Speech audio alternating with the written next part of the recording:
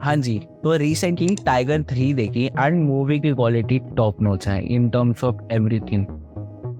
But मैंने कुछ चीजें नोटिस करी मूवी में, जैसे कि मेकर्स ने मूवी के अंदर वार्म टोन रखी है और वो वार्म टोन ऐसे ही नहीं है, वो वार्म टोन काफी लॉजिकली रखी गई है लोकेशन और टाइम के हिसाब से, जो कि काफी लॉजिकल लगते हैं, काफी अच्छी भी लगती है। बट अगर इमेजिन करो सेम अगर मेकर्स वही वार्म टोन किसी कोल्ड कंट्री जैसे रशिया में अगर कोई लोकेशन होती, वो लोकेशन के हिसाब से अगर सेम वार्म टोन डाल देते, पर वो मैच नहीं करती और वो अच्छी वाइब भी नहीं आती जो कि मेकर्स ने किया है। अगर आप इस सीन में देखोगे, ये लोकेशन मूवी के अंदर 3 जगह की है और जो कि काफ़ी कोल्ड कंट्री है, जो कि वेस्टर्न कंट्री है।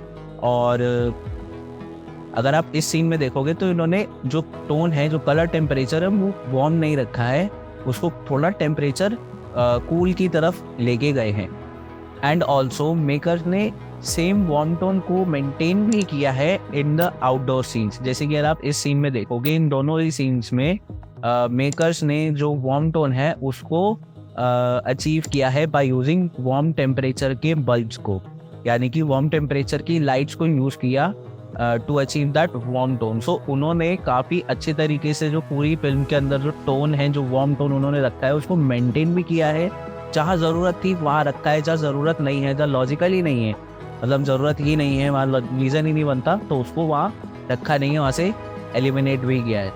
एंड नेक्स्ट चीज़ आती है लो एंगल। लो एंगल आइडियली यूज़ होते हैं किसी भी सब्जेक्ट को पावर में दिखाने का। वो लो एंगल्स जो है, जो हमारे सामने जो सब्जेक्ट होता है उसको एक अथॉरिटी देता है पूरे सीन के अंदर। जैसे कि इस मूवी में यूज़ किया गया है लो एंगल को। ये एक रोमांटिक सॉन्ग है और इसको थोड़ा सा लो एंगल से यूज़ किया है। अगेन अथॉरिटी जो होती है, ज़रूरी नहीं है कि अथॉरिटी सिर्फ वो एकदम सामने एक विलन खड़ा है और उसका इम्पैक्ट जो है काफ़ी डराने वाला है, ऐसा ज़रूरी नहीं है। लो एंगल कई बारी ऐसे भी यूज़ होते हैं, प्री वेडिंग्स में बहुत बारी लो एंगल्स को इस तरीके से दिखाया जाता है। लो एंगल का यूज़ ही होता है कि सब्जेक्ट को सेंटर पॉइंट दिखाने के लिए मेन फोकस उस पर जाए, और लो एंगल बेसिकली बहुत ही इम्पैक्टफुल होता है। उसके अंदर जो सब्जेक्ट है, जो कैरेक्टर है, वो काफ़ी निखर के आता है। जब बात लो एंगल्स की हो रही है तो हाई एंगल भी आने चाहिए, है ना। तो हाई एंगल्स को भी इस मूवी में काफ़ी अच्छे से यूज़ किया गया है फ्रेम इन फ्रेम कॉम्पोजिशन के साथ, paid with wide angle shot, जो कि मूवी के अंदर हमारे कैरेक्टर का एम्बियंस तो दिखा ही रहे हैं, at the same time high angle होने की वजह से उसकी सिचुएशन भी हमें पता चलती है कि जो हमारा जो कैरेक्टर है, जो सब्जेक्ट है, उसकी सिचुएशन क्या है, और वाइड शॉट में आसपास का एनवायरनमेंट भी पता चलता है।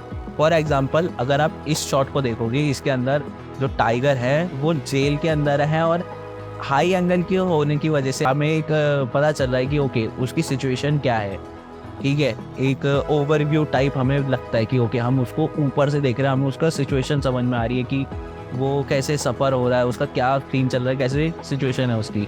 But at the same time उसको वाइड एंगल में शूट करने से हमें उसकी लोकेशन पता चल रही है, कि हमें पता चल रहा है कि उसका सेल कैसा है, वो किस तरह की जेल में है। तो ये एक बेनिफिट होता है हाई एंगल को यूज़ करने का। And same goes with this shot. इस शॉट में हमें पता चलता है कि एम्बियंस क्या है, कितनी ब्यूटीफुल लोकेशन पे ये गाना शूट हुआ है। अब नेक्स्ट शॉट आता है, but not shot, a sequence, पूरा सीक्वेंस। अगर आप मूवी में इस सीक्वेंस को देखोगे तो ये पूरा स्मूथली हमें सीक्वेंस दिखता है, थोड़ा सा स्लो मोशन के साथ। बट ये शूट नॉर्मल पेस पे ही हुआ होगा, नॉर्मल पेस पे एक्टर्स ने एक्टिंग करी होगी, बट इसको पोस्ट प्रोसेसिंग में इसको स्लो किया होगा।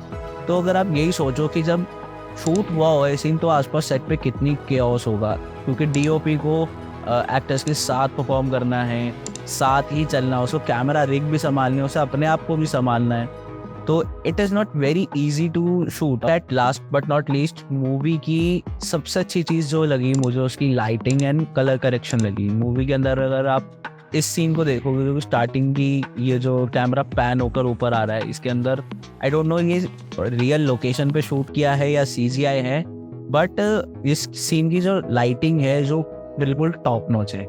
मुझे काफ़ी पसंद आई। इसके अंदर जो लाइटिंग करी है थोड़ी सी ड्रामेटिक साइड पे, पूरा वेल लिट नहीं है, शैडोज भी हमको अच्छे से दिखती हैं इस सीन में। तो बल्कि सिल्हूएट आ रहा है सलमान खान का, और जो सिल्हूएट होता है वो सिनेमैटिक बहुत लगता है।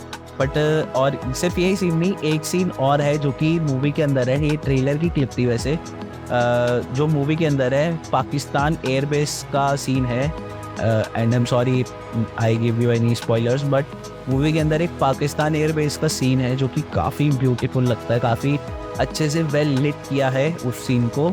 आई मीन नॉट वेल लिट की प्रॉपर चकाचौंधी कर दी है, लेकिन काफ़ी अच्छी तरीके से उसके अंदर लाइटिंग, कलरफुल लाइटिंग करी गई है, जो काफ़ी ब्यूटीफुल लगती है।